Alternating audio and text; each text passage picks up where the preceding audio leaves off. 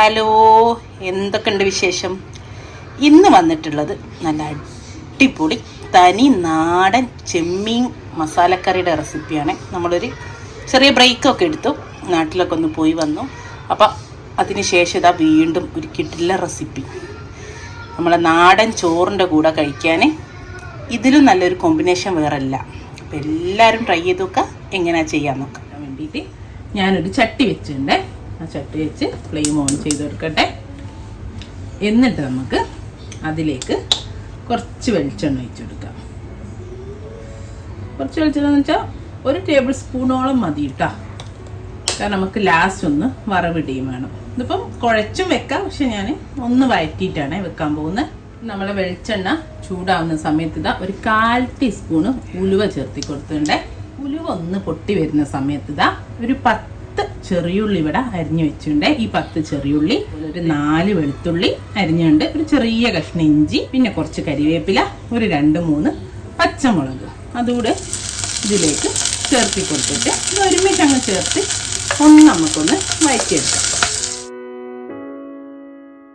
അപ്പോൾ ഇതാ നമ്മുടെ ഉള്ളിയുടെയും വെളുത്തുള്ളിയും ഒക്കെ ഒന്ന് പച്ചമണം മാറിയുണ്ട്.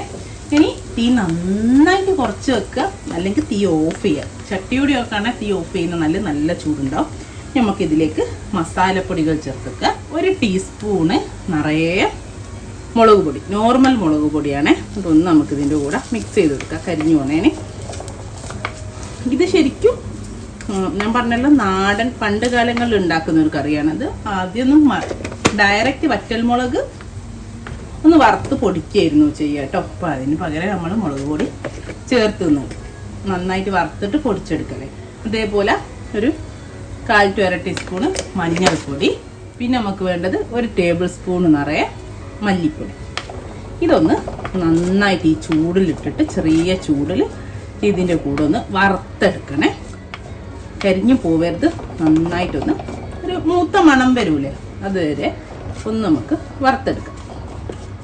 അപ്പോൾ അതാ ഞാൻ മുളക് പൊടിയൊക്കെ ഇട്ട സമയത്ത് ഞാൻ തീ ഓഫ് ചെയ്തിരുന്നു. പക്ഷേ എല്ലാം ഇട്ടൊന്ന് മിക്സ് ചെയ്തതിന് ശേഷം തീ ഒന്നുകൂടി ഓണാക്കി കൊടുത്തിട്ട് ഞാൻ പറഞ്ഞല്ലോ ഒന്ന് വറുത്തെടുക്കുകയാണേ. അപ്പോൾ അതാ നമ്മളെ മസാലകളൊക്കെ മൂത്ത് നല്ലൊരു മണം വരുന്നുണ്ട്. ആ ഒരു സമയത്ത് നമുക്ക് വെള്ളം ചേർത്ത് കൊടുക്കാം. നന്നായിട്ടൊന്ന് മിക്സ് ചെയ്ത് ചുടുവെള്ളം, ഞാനിപ്പോൾ നോർമൽ വാട്ടർ ഒഴിച്ച്, ചുടുവെള്ളം ഉണ്ടെങ്കിൽ ചുടുവെള്ളം ഒഴിച്ചോളൂ കേട്ടോ.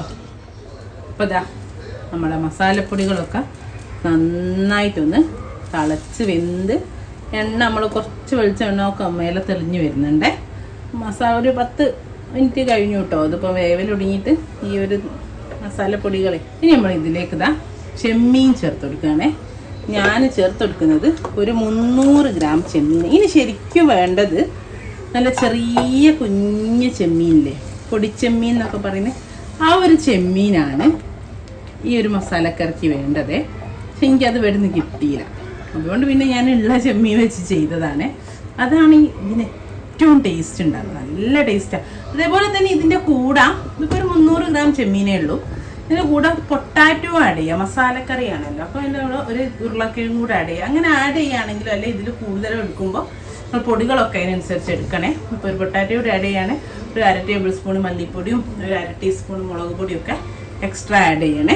ഇതിപ്പോൾ കുറച്ച് ചെമ്മീൻ മാത്രമേ ഉള്ളൂ, അതുകൊണ്ടാണ് ഇത്രയും കുറഞ്ഞത് ഉണ്ടാക്കുന്നത്. പിന്നെ നമ്മൾ ഇതിൽ തക്കാളി ഒന്നും ചേർത്തില്ലല്ലോ, പകരം നമ്മൾ ഒരു 1/2 മാങ്ങയുടെ കഷ്ണവും ചേർക്കുന്നുണ്ട്, ഒരു പകുതി മാങ്ങ.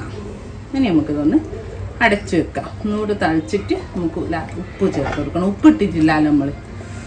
ഒന്നൊന്ന് തിളച്ചോട്ടെ എല്ലാം കൂടെ, എന്നിട്ട് ഉപ്പ് ചേർത്തി കൊടുക്കേ. അപ്പോൾ നല്ല മണം വരുന്നുണ്ട്, നല്ലോണം ഒന്ന് തിളച്ചുണ്ട്. നമുക്കിതിൽ ഉപ്പ് ചേർത്തി കൊടുക്കുക. ഉപ്പ് ഇട്ടിട്ടില്ലല്ലോ, ആവശ്യത്തിനുള്ള ഉപ്പ് ചേർത്ത് വെച്ചിട്ട് ഒന്നുകൂടെ അടിച്ച് വെച്ചിട്ടുണ്ട്. ഒരു മണം അടിച്ചിട്ട് തന്നെ വായിൽ വെള്ളം പൊട്ടുന്നുണ്ട് കേട്ടോ. അപ്പം ഞാൻ കുറച്ച് കുരുമുളക് പൊടി ചേർത്തി കൊടുക്കുന്നുണ്ട്. എനിക്ക് എരിത്തിരി കുറവുള്ള ഓണം തോന്നിയിട്ടാണ്. ഞാൻ നോക്കിയിട്ട് എരിവിനനുസരിച്ചിട്ട് പച്ചമുളകോ കുരുമുളകോ ചേർത്തി കൊടുത്താൽ മതി. അപ്പം അതാ നമ്മുടെ ചെമ്മീൻ മസാലക്കറി ഇവിടെ റെഡിയാണ്. വേണ്ടോ, ചെമ്മീനൊക്കെ നന്നായിട്ട് വെന്ത് എണ്ണയൊക്കെ തെളിഞ്ഞ് നിൽക്കുന്നത്. ഇനി നമ്മൾ ഓൾറെഡി ചെറിയുള്ളിയൊക്കെ നന്നായിട്ട് ആദ്യമായിട്ട് വറുത്തിട്ടായതുകൊണ്ട് തന്നെ ഞാൻ ജസ്റ്റ് തീ ഓഫ് ചെയ്യുന്നു. കുറച്ച് കരിവേപ്പില ചേർത്ത് കൊടുക്കുന്നു.